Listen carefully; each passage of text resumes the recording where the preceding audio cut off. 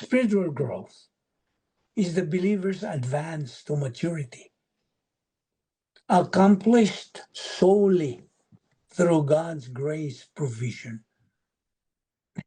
The first thing that you should